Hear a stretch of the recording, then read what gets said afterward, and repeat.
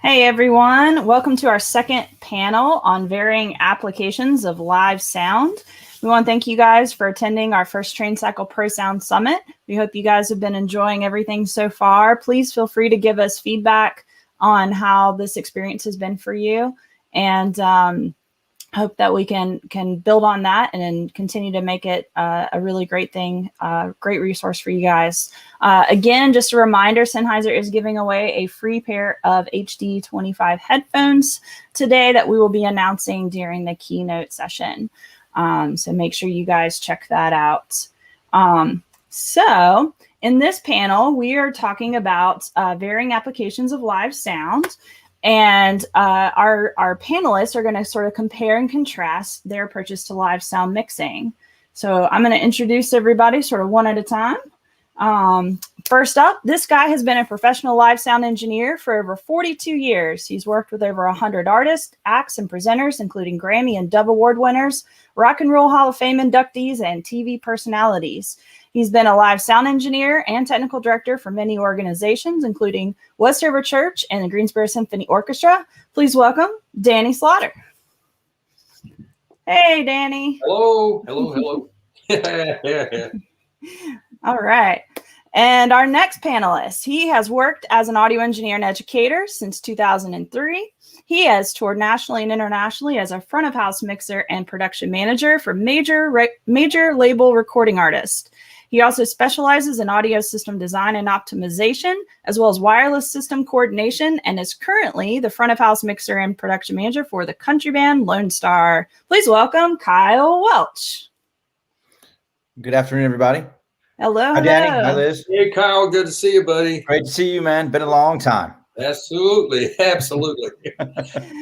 All right. And then last we have joining us on the panel, leading international a cappella production company headquartered in Durham, North Carolina. Members of their team have more than a decade of experience producing award-winning studio albums and live sound engineering. Liquid Fifth has recorded engineering and mixed live sound vocals for hundreds of groups from all over the country. Please welcome Liquid Fifth. And we have with us Chris and Caleb and Trevor. Hey guys. Hello. Great to be here. All right.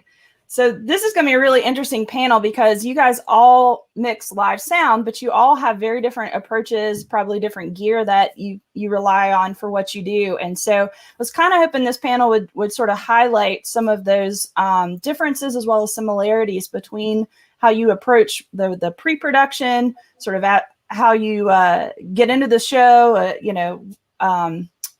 while you're in the mix, what plugins you might be using, what's your favorite console, that sort of thing. So does anybody want to dive right in and talk a little bit about your production setup? Liquid Fifth, let's start with you guys. Okay, yeah. I mean, I mentioned this a little bit earlier today, but we obviously do live sound for the majority of our clients as a cappella, which is generally vocal music. And so in a general sense, we're in some ways trying to take a bunch of voices and make them sound like what people are expecting to hear when they come to a concert or when they come to a performance, which is not necessarily all voices. People kind of want to hear music in general, if we use that term kind of generally. And so the trick for us is trying to figure out how to use all of this signal coming in, which is maybe 16, 17, 18 voices at once, and kind of rework it into something that sounds a little bit more like what you might hear on the radio in a pop single or something like that. And that's, of course, maybe just specifically for that style of music. But yeah, that's kind of our thing, is that we've worked kind of how do we use different things to kind of make that our goal, essentially, as opposed to we're not having to think about all these different instruments. We can think of the room differently. A lot of the things that we're thinking are so specific because it's all vocal, mics, different things like that we're not having to think about nearly as many kind of extra peripheries. So that's kind of maybe the big picture look. Okay. Well, we'll get into some more details in just a bit. Danny, why don't you talk a little bit about your approach on production end for your live sound mixes? Yes. Getting information symphony, from promoters for the whatever you're doing. If it's just a straight up pops orchestra with no artist, if you got a Broadway artist, if you've got a tribute band coming in, it changes.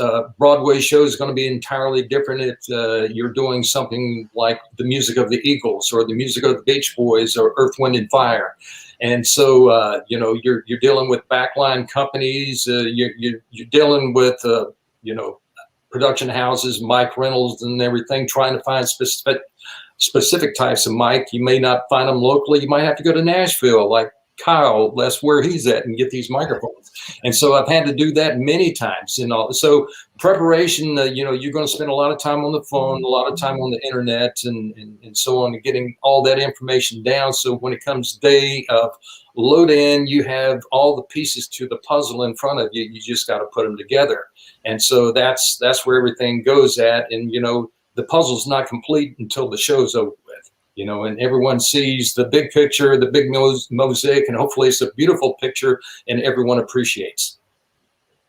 Sounds good. Kyle, how about you?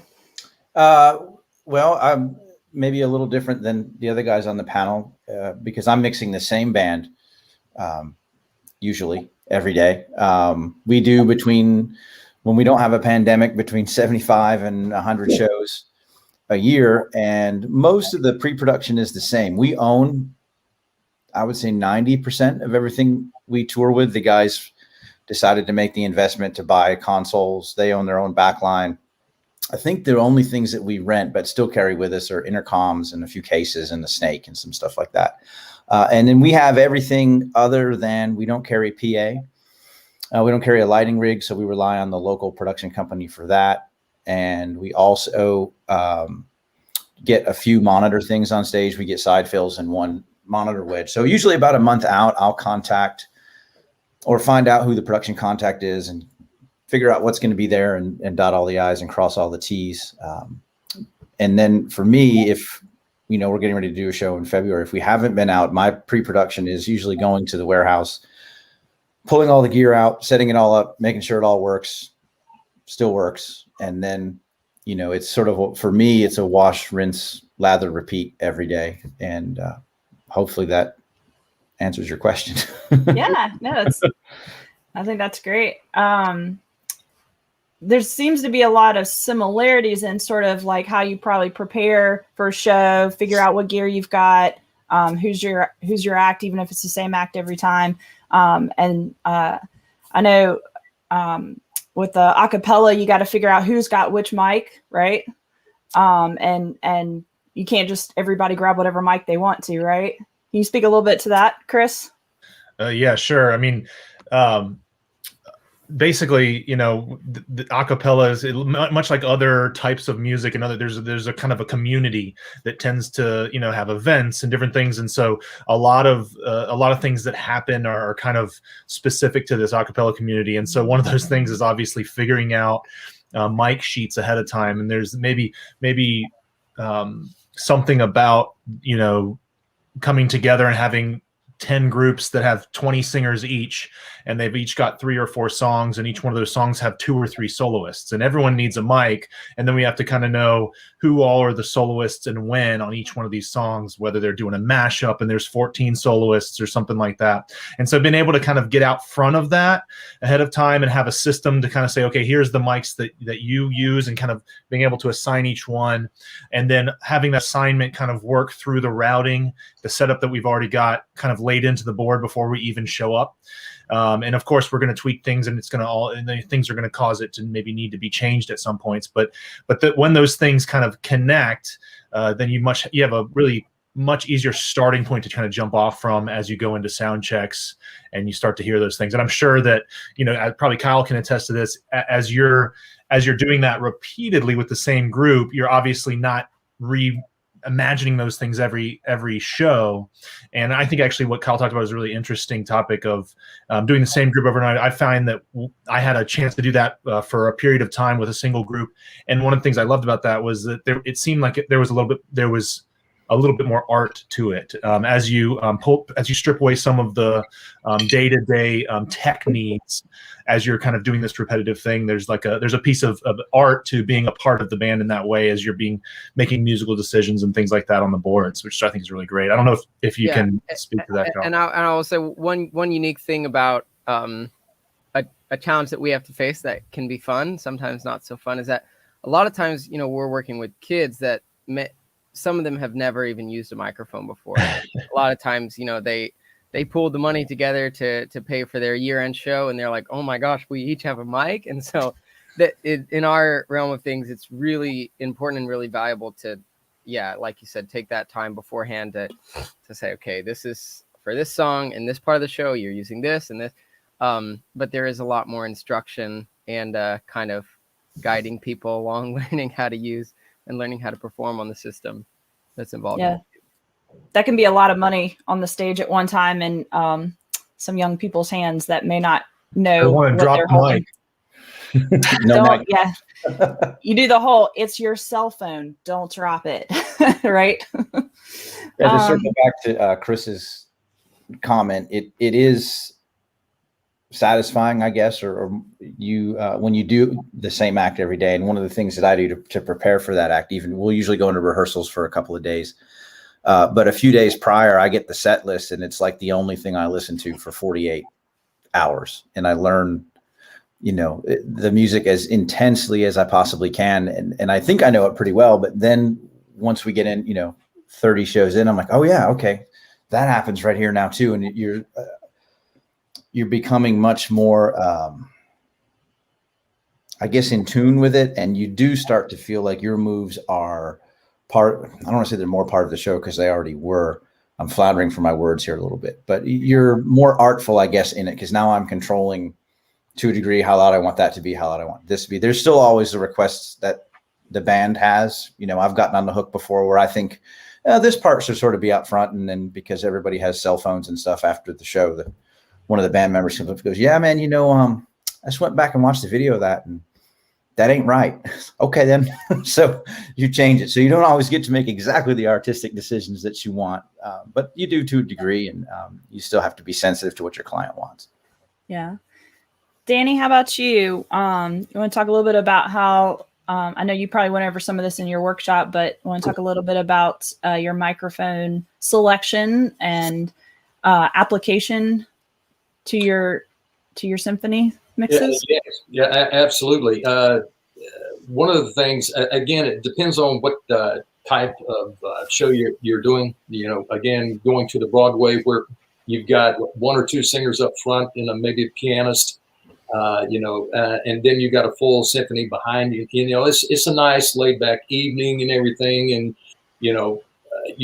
you're sitting there, and not too much is going on. You're just trying to like a female vocal, just don't let it take off on you. And sometimes you had that to happen, but I remember doing shows with bands in front, and go back to the music of the Eagles, and that is anybody knows that's guitar heavy right there. And so you've got amplifiers on stage, and you're miking them, and you've got open back amps. You got a drum kit out there, and so you're trying to isolate sound.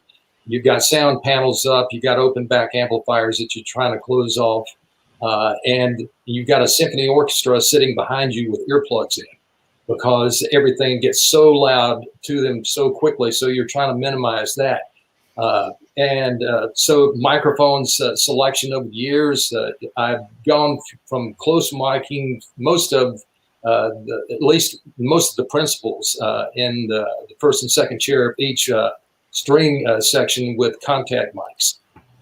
And I do that, and then use group miking for the rest of the section, give the blend of the close miking and distant miking in there, so it doesn't sound too overwhelming, too much in your face. One of the previous conductors of the Greensboro Symphony, he said that a pops orchestra should sound like it's sound reinforced, and so it should be a little bit in your face.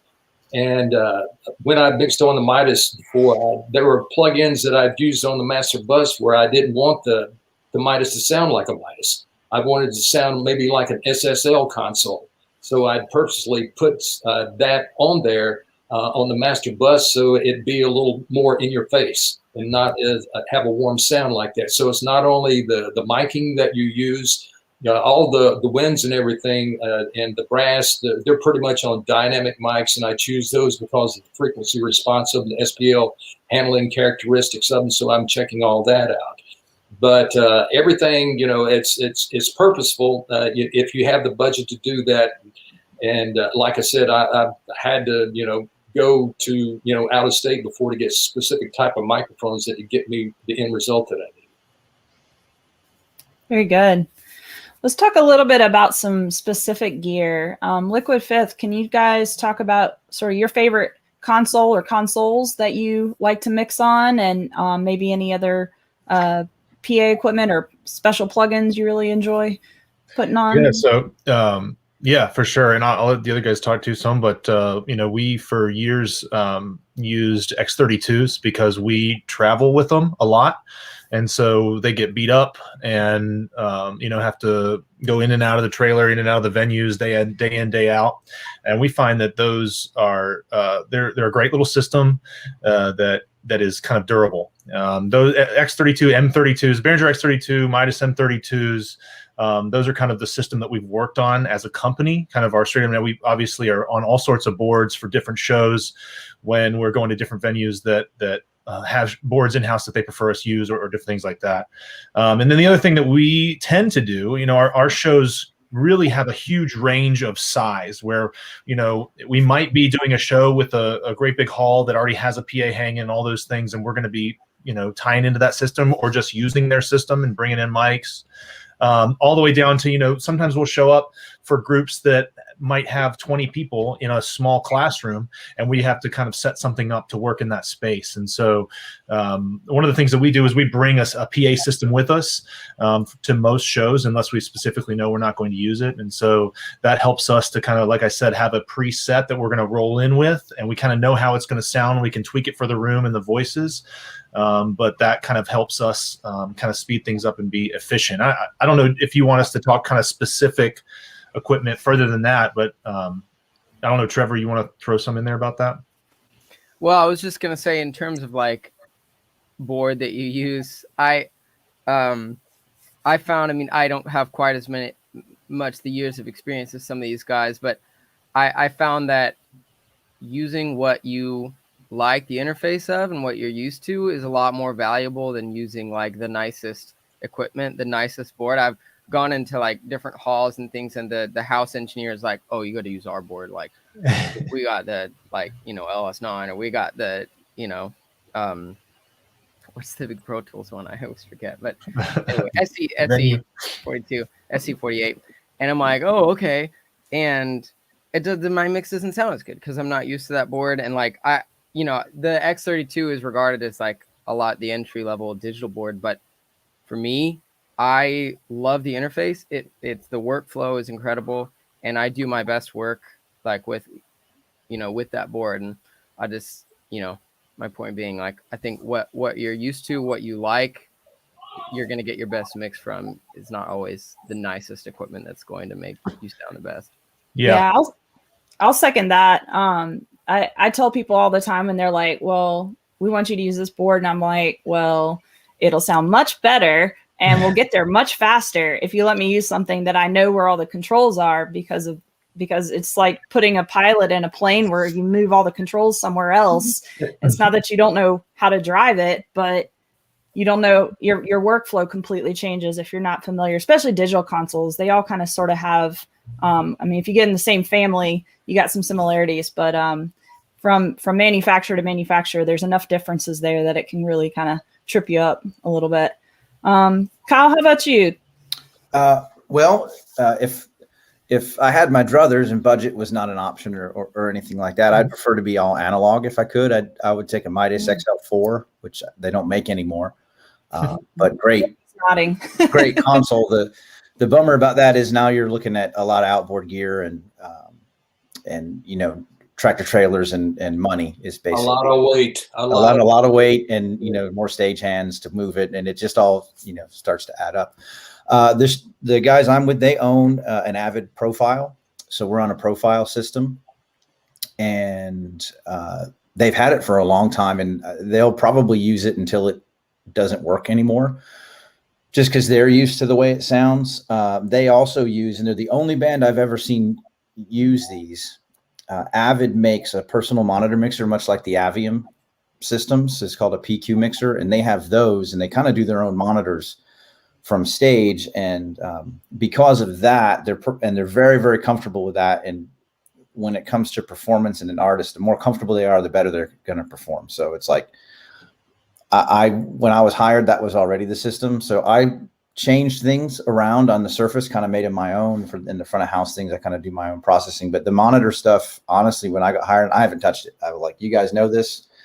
It's what you like. We tweak the levels of the side fills and stuff every day. I think every once in the blue moon, we'll change something. I think the pedal seal player said, hey man, do you have the ability to EQ this? And I said, yeah, sure. And I did. And he was like, okay, cool. I like that better. And that's like the last I've heard from him in forever. He's just happy, you know? As far as other things that, it's nice to have the repeatability every day. It's not that it's necessarily my favorite console, but it's kind of like you guys were saying, it's being able to repeat it every day. I know where everything is. I know how it's going to work. Other things I like, if I do have, because I'm very much a fan of analog, my lead vocal is analog. It goes into an API lunchbox. There's an API preamp and API compressor, and then an EQ. And then it actually goes through an Empirical Labs parametric EQ also, which I only really use if I have something that wants to kind of take off during the show. If we have what I like to call a front of house solo or something, you know, get a little feedback. So I'll use that to notch it out. And then that just goes line into his input channel, and the input channel for the lead vocal on the console, other than the fader, doesn't do anything. Well, I'm lying. I take that back. There's a high pass filter on the channel because my outboard stuff doesn't have a high pass. And I think we're probably incorporating, when we go back out this year, we'll probably be taking some analog Clark Technic DN360 graphic EQs for the mains. Okay. Yeah. I like what he said about analog gear, and I just happen to have a prop here. It's not a prop. It's a microphone that I use that they don't make anymore. It's a Sony C55 MPT microphone right here. It's got incredible warmth to it, flat response. It's even got a cool detail to it right here. You see this guy right here? You can actually rotate the diaphragm 45 degrees here on it. You know, you can make it a side address as well as an end address on it. And so this is what I would like to use on the strings to warm them up. I don't have just a couple of these things, but just specific places and everything. I'm totally into the analog thing. That's the reason why I was a fan of the Midas stuff, and you know, the Digico stuff. We have the tube preamp mode. You can get into that. So a lot of that, and you know, with a symphony and everything, there's a lot of warmth there, and what you're trying to do. And the way I look at it is, when people come into a concert in a large hall, I want it to feel like a large studio for them. Like everyone's got their own set of headphones that they put on, and just going to have a nice relaxing evening. And so, you know, minimal processing, the processing you do use, you know, you're minimizing stuff, whether it's, you know, band compression on it, or you know, expanders or whatever, just to keep things from picking out in the mix and everything. Is just the importance of having the audience come away with a great experience. And sometimes they'll come by up front of house and tell you it was a good show and everything, you know, and that's the ultimate goal, because I mean, you're being hired out to do a job, but the people that are coming in the door and sitting in the seats, they're the ones that's paying the band on stage, and you know, you're ultimately getting paid from that. So it's a chain effect here and everything. So when you start looking at the components that you're using, nobody in the world could care less. They don't they don't know. The only thing they want is the end result. But that's your job, is to know all those things and bring them together to get them there at the end of the day. Very good. And your primary console that you're using at when you're with the symphony at Tanger, what are you on over there? That's a Digico SD12 over there. Okay. So, Can you? Yeah, I was gonna say, can you elaborate a little bit on mixing at Tanger and using the Constellation system over there? Yeah, well, I haven't done it yet. Okay. No, because I haven't been over there. The only thing, I've actually been through 3 recordings over there, and I've recorded. I think that when you were doing the interview with Jason, he was talking about the recording over there, and that's what I was doing. I had these microphones out there, and I was using an ORTF/Decatree combination with a left-right miking scheme over there. Everything was going into an X32 rack, and I was mixing off of an iPad for that recording going out. And so I was going to a couple of SD cards, and they had a video crew there that was going to put all this stuff together. They had a clapboard, and so I was just getting the audio for them. But haven't mixed on the system in there yet. Actually, that's one of the next step, is waiting to get in there on that DNB PA that they have along with the SD12. They have one at front of house and one at monitors over there. And so I've already, like I think I said in the last session, that I've already started working on building my session for that with the offline software that they got, because it's building a show. I'm taking over some of the principles that I used on the Midas XL8 and the Pro X and moving those over into the Digico realm. It's not the same thing, but it's making it comfortable for me. And just like Kyle and the other guys say here, familiarity is important, and just like you said yourself, because you can get there a lot quicker. You can troubleshoot stuff. You know how it's going to sound and everything. And so that's the important thing, is to make it your own, so that you can ultimately give everyone a good effort at the end of the evening. Definitely. One of a major thing in my mind when you compare like a studio engineer and a mix live sound engineer is sort of the day of rush, right? It's you got all this prep work that you do, and once the show's over, it's done, and you move on, and so it's sort of, whereas in the studio you can kind of tweak it and fine tune it over a period of time, and it's kind of a permanent thing that you have afterwards.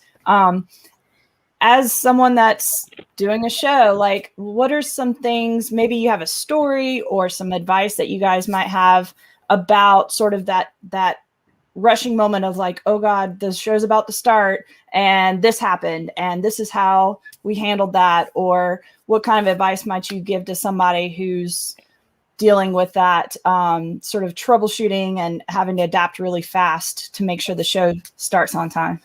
Well, if I could say to that, I guess the advice I would give is don't panic.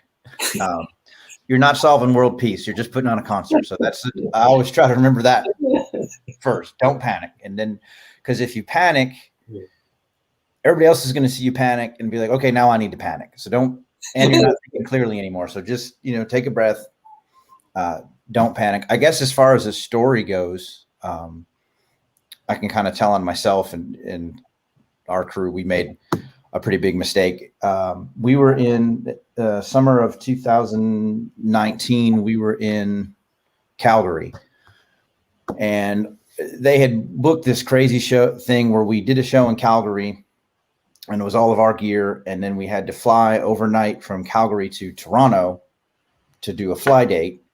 And then we were going to fly from Toronto to Winnipeg to meet our bus and trailer and do our show there. But we did, we take some of our stuff with us. And one of the most important things we take with us, we call the football, like the nuclear football that you would carry. But it has all the guys in your monitors and a couple of microphones in it and that sort of thing. So we got it. We got to Toronto, did the show, got up. I say got up, but it was a couple hours sleep, get up, go to the airport. And we realized when we got to the airport that we had left the football at the venue from the night before.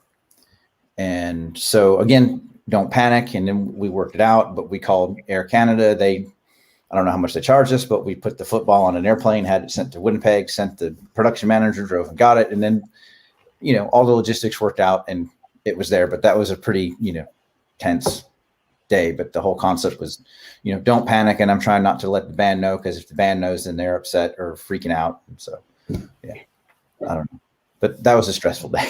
That sounds really stressful. Don't panic. I would say my advice is always don't panic is great advice, because that's the worst thing that you could do. I totally agree. And I think this is funny because I have daughters, and so the piece of advice that comes out of Frozen 2, which is do the next right thing, right? So for me, that's always what it is. If something's wrong, I want to, what's the next thing I can do to get back to where I need to be, or to kind of move forward or whatever.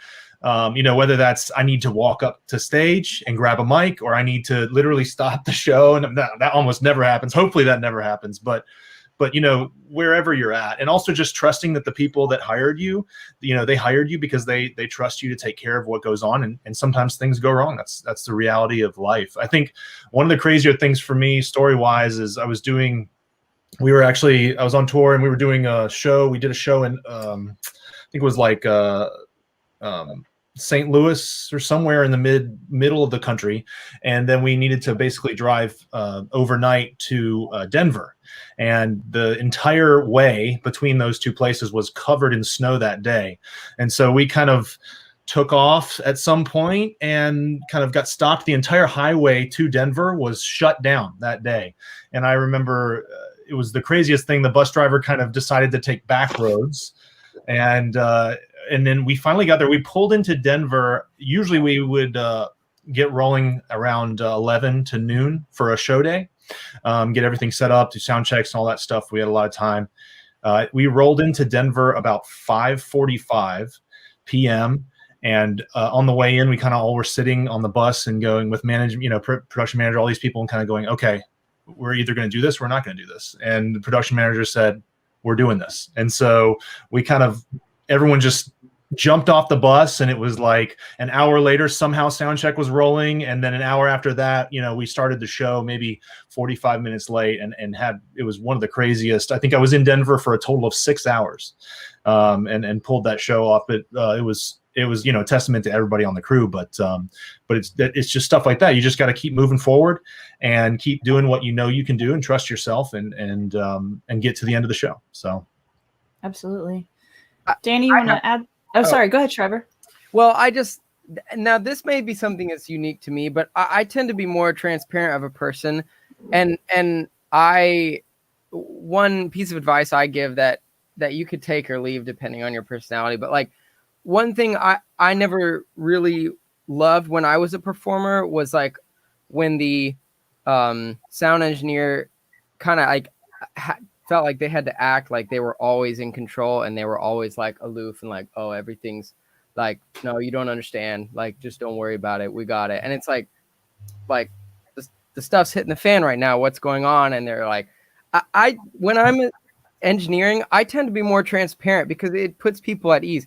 Even if, like sometimes all the RF goes out at a concert in a small college concert hall because they have all these frequencies, and like, we're in the middle of a concert. I mean, sometimes I'll be like, hey guys, we're having some issue with the mics. We're going to get it worked out, or even with the performers. Like, to me, I find that endears them to you and puts them more at ease when they understand, like, there is a reason that stuff is not happening. It's not just this mystery, like, oh, the sound guy's in his own world right now. And I find that typically puts me at ease because it humanizes you to the people that you don't have to be perfect, and they understand and they can give you grace.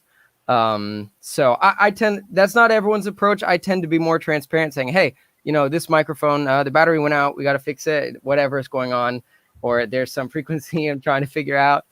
Not always in the middle of a show, but just tends to be my approach, and I feel like it sometimes diffuses those situations that might be more stressful. Yeah, I think also too, being able to like if you are trying to solve a problem, like let's say with your tech crew or the director, being able to just quickly say, this is the problem, I'm fixing it, give me about this much time. And that always seems to kind of like put their mind at ease as well.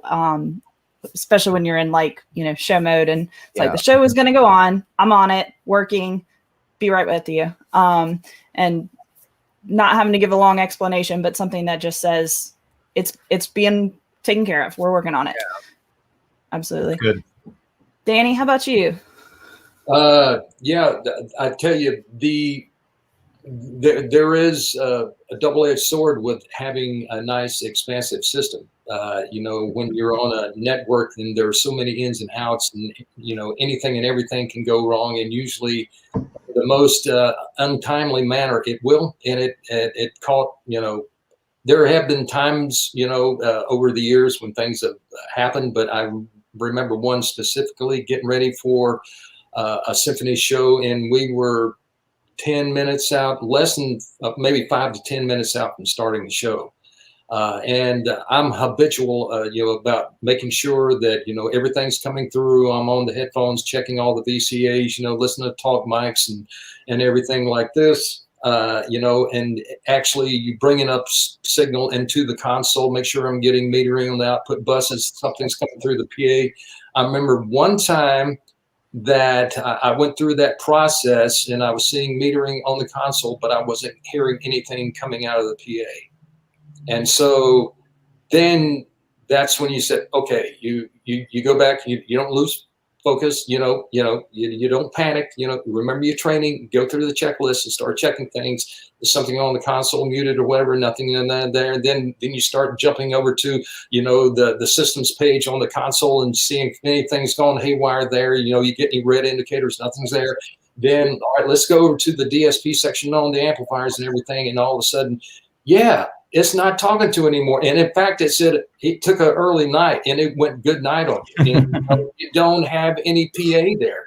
And so your DSP is not responding to you. And so we had to manually go back and force the amplifiers on. And that means coming back into the amp room. And we're talking right before the symphony president's getting ready to walk out and do a curtain speech, And so you see people flying all over the place. And if you've been to Westover Church, that hole in the wall where you're crawling through and getting to the amp room. And so one guy's going back there and he's taking a Phoenix pin and he's jamming into the backside of the amplifier to fire those things in the daisy chain order and get all and you don't know if you have anything yet, because you don't see any indicators because the DSP is done, and you have to reboot that to get everything back up. And then you'd have to wait for it, to send all that information back out to the amplifiers. And so only at the moment when you bring up that fader and you see those green lights and you hear it come out of the PA, that's a big breath of relief right there. And that very much happened to me.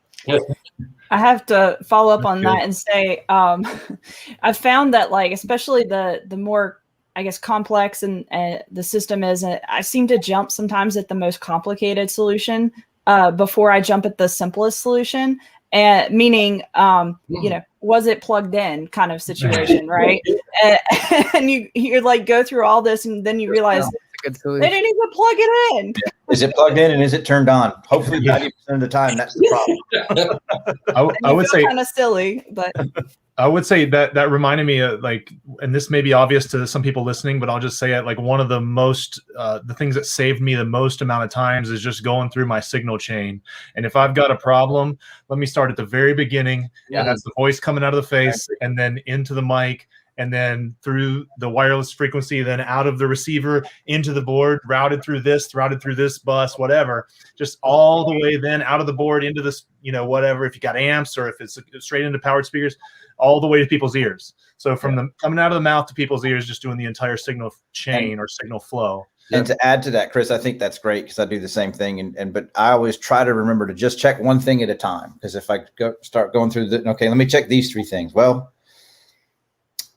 that fixed it, but now I don't know which one of those 3 things had a problem. Or that didn't fix it. Now I got to put 3 things back together. And maybe I put one of those back together wrong. So it's okay, the microphone's not working. Now let's do the cable. And then, one thing at a time. My brain can't handle more than one thing at a time. Yep. And the funny thing is that a lot of times it is a cable. And you're like, okay, I've got all this routing and it's everything. And it's literally, I just replace a cable and all this. Wait, now it's working. Okay. Yeah. All right. Great. Very much so.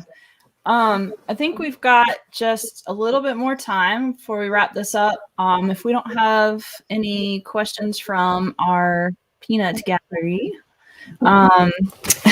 one follow-up question I would ask is working with talent, because actually, you know, as a live sound engineer, you probably find yourself working, especially with some pretty high up artists. Any advice that you would give in just how you communicate with them, attitude, things like that? I think it's all about really, you know, your attitude and just, I try to remember that at the end of the day, we're all just people and we're all just trying to put on a show. But at the same time, everybody can have a tendency to be insecure and kind of get stuck in their own head. Even, you know, the biggest artists on the planet still get insecure, and that I think then comes back to us as an engineer to try to make them as comfortable as possible and know that I'm here for you. Whatever you need, I'm here for you. And you know, if something is on fire backstage and we have to kind of pause for a minute, go, hey man, you know, just take 5 and we got a problem over here. We're going to go fix it, but it's all going to be fine. And just, if they can have confidence in you, I think they're going to have a better performance. But you do occasionally have some problem children on the stage, or maybe you have some people that are a little bit more high strung. So I tend to find that, you know, try to understand where they're coming from. Hey, this monitor is feeding back and it sucks. And I don't go, okay, well, I'm not going to walk up and go, well, you're holding the microphone wrong. Even if they are, I'm going to go up there and I'm going to stand next to, hey man, let's listen to it. Okay. And okay. And then that, and okay. All right, cool. Well, hey man, can I see your mic for a minute? I'll check it and I'll kind of make it feedback. Oh shit, you know what? When I do this, man, I think that might be the problem, or something, just to kind of get it back on their level. It might not be a great example, but I never try to make them wrong or make them. Yeah, I love that. Me against them. It's me with them trying to fix the problem, I think, is the best way. And then you just got to be a little thick-skinned, because sometimes you're going to get yelled at. It happens, and you just go, you know what? It ain't personal. It's just, you know, and 10 minutes later, it's probably going to be fine. We're not solving world peace. Yeah. Concert. Yeah, I love that. I really appreciate that approach. And like I said earlier, that is my biggest frustration with sound engineers. When, like, with performers, I usually treat it, it's kind of like a baby. It's like, you can't just tell them, oh, there's no reason to be crying. Like, if they're crying, if they have a problem, there's a reason. They feel a certain way. They're hearing things a certain way. So, like, get on their level, even if it's like, listen, this sounds like crap because we're in a cathedral and, like, you're not going to hear your monitors very well. But, like, that's not going to help them. Getting on their level and saying, oh, you know, like, I understand. Like, even if there's nothing I can do, I understand how you're feeling right now. Again, having been on both sides of the stage, I think that helps performers so much when they feel like, oh, okay, they at least understand. And then it's not that sound guy saying, nope, everything's fine, you're wrong. Like, that's going to make them be uncomfortable. And I think, again, just connecting, even if it's something you can't fix, understanding that, like, understanding that their psychological state is just as important to the performance as your signal chain, you know, as the technical aspects of it. Like, that's just as valuable to a great performance. So kind of, you know, fostering that in an intentional way, I think is really important. I think that's a great way for us to leave this panel at. Unfortunately, we're out of time and we got to move on to our next workshop session. But please check out our trainers at traincycle.org/trainers.